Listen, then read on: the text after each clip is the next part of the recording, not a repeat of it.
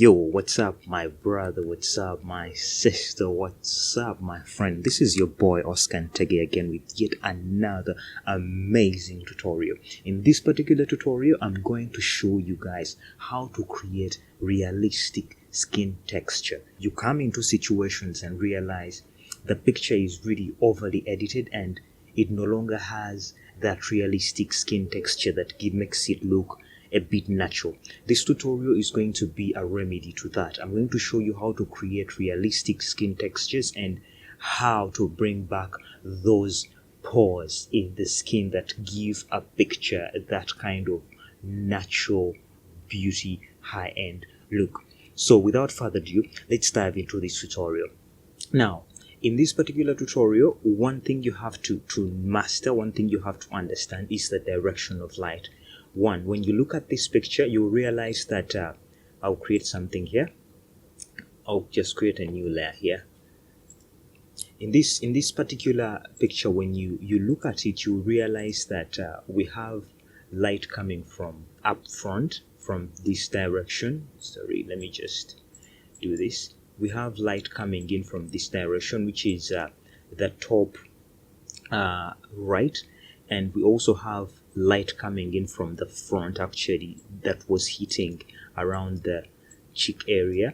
So, but our key light seems to be coming from this particular direction. That is where you have to know, because the technique we are going to use, we are going to look at direction of light. Actually, the pores we are going to put on top of this particular image, that we are going to overlay on top of this particular image, have to have the same light direction. The top left, that is where most of our light is coming from. So that is the texture we're going to overlay right on top of this particular image. So I'll delete this. Oh, sorry about that. I'll just come and delete that. So let us start. The first thing you're going to do, you're going to have to create a new layer right on top of this layer. You just come over here and create a new empty layer. Then after creating the new empty layer, you come here and fill this layer with the 50% gray. The 50% gray, because that is where we are going to put our texture that we are going to overlay on top of this particular image. So you come here and say edit, you say fill. After saying fill, you come to this dialog box. Yeah, by default it's usually background color or foreground color. You come and choose 50% gray here, over there, and then you make sure this is at 100, leave the rest intact, keep this 100 normal, and then you say okay. Now see, that is a 50% gray layer. Why they call it a 50% gray layer? This is where we have the RGB all coming in at equal quantities. The red is in the same quantity as the blue, and then the same quantity as the greens. So that is where they call it a 50% gray, a gray layer. So you come here and say, still with this layer selected, we are going to rename this layer texture, like that. So with still this layer texture layer selected, you're going to come here and say filter. You come here and say filter gallery. Now in the filter gallery, there are really many filters here. So what we are going to do, we are going to come here and say texturize. Under texturize, you come and select sandstone. Yeah, so we are going to first leave it here at its default. Yeah, sandstone. Remember how I told you that I told you that we need to look at the direction of light. Now our light was coming from the top left. It was coming from the top left, from this direction. So you come here and choose top left, so that we have our light coming in from this direction. The other reason as to why we choose the sandstone is because the sandstone has a texture that tries to simulate the skin texture. You know, this, even if you tried these other ones, of course that can be skin. Yeah, that can't be skin. That would be a sick kind of skin. Canvas, no, we don't have such accurate skin. Sandstone is something that comes close to skin texture. So you come and say okay. Now this is what we have right now. So the next thing we are going to do, we are going to emboss this texture so that it looks more of like a relief kind of sculpture, so that it gets that feel of their skin pores. So what you do, you come here in filter, and then you say stylize, and under this you look for emboss. Yeah, under embossment you just come and just raise the height a little bit up. You shall try you do it depends on how close the image is or how far away the image is. Of course, the closer the image is to you, the more you bring the height up, but this is a very close-up shot, so the amount of embossment, this how deep is the textures going to be. If you want them deeper, of course you can take it overboard, but we don't want it deeper. That would be too rough. So we're going to come and keep it here at around 85. Yeah, depending on the size of your image. You don't have to cram these digits, and this is a question of test. Then you come here and say okay. Now the next thing we are going to do, we're going to come here in the blending modes and say soft light. Now let us have a look at this. See I know when you hear how it looks, it has even texture in the eyes and all that, but let us first look at this. You see that the before and after, before and after. Don't focus on the eyes, don't focus on the shadows, just look at the skin. Now just let me just zoom this in. Look at the before and after, before and after, before. Look at this particular part here, still the after, that's the before. Now the next thing we are going to do, we're going to first now hide off all this texture layer.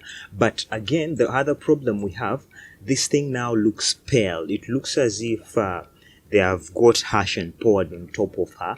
Now we don't want that kind of feel. So we are going to come here and say filter and say blur. You say Gaussian blur. Let us first put it to 0, and then we blur this out just a little bit, like we shall just I usually love to keep it at 1 because I don't want to kill that whole feel. No, 3 is too much. I usually love keeping it at 1. Yeah, 1 is okay. Then I say okay. So now the next thing we are going to do is we are going to hide this texture.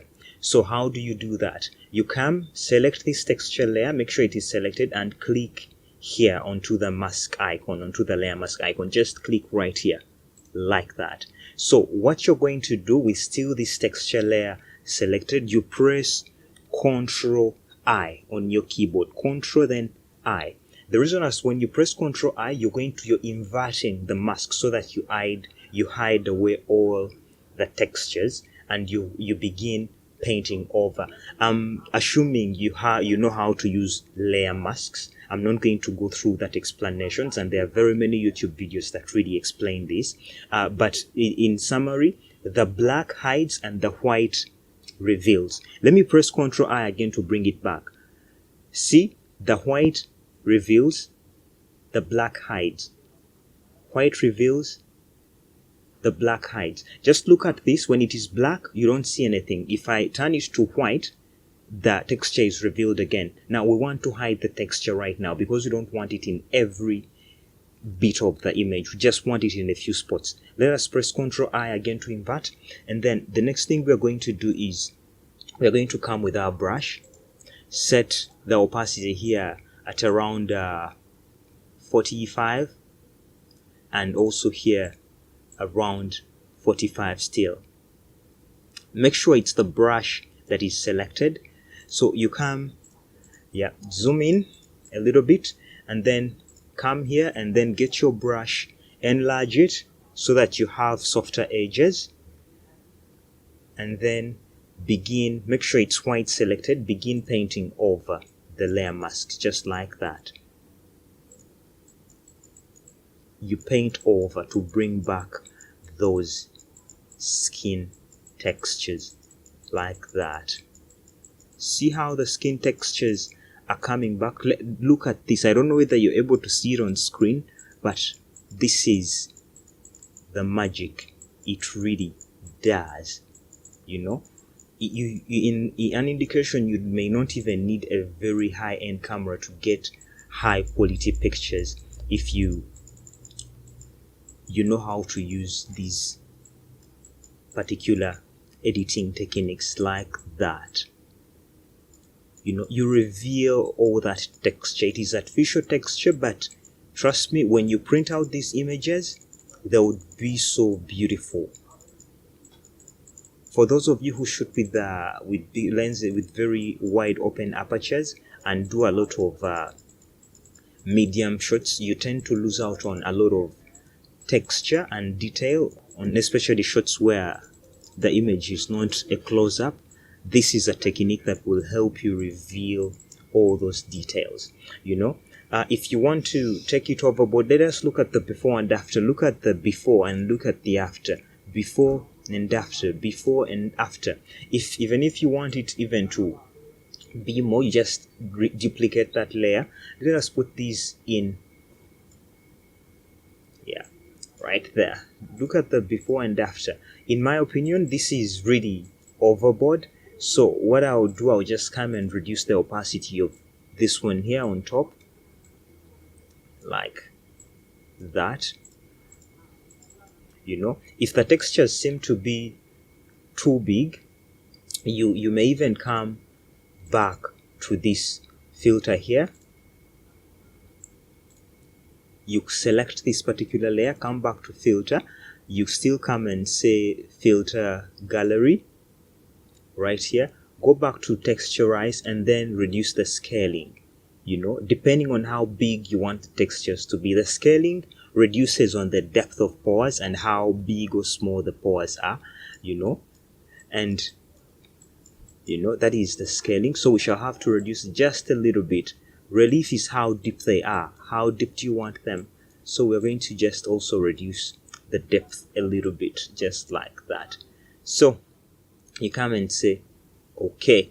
So we're going to come and reduce this even further, but I don't think we really need it for this particular image. But all in all, that is how you get realistic skin texture on an image. Yeah, I hope to see you in my next tutorial. If you haven't yet subscribed to this channel, please take a minute, subscribe to this channel, give this video a thumbs up if you love it, and I hope to see you next time. Adios.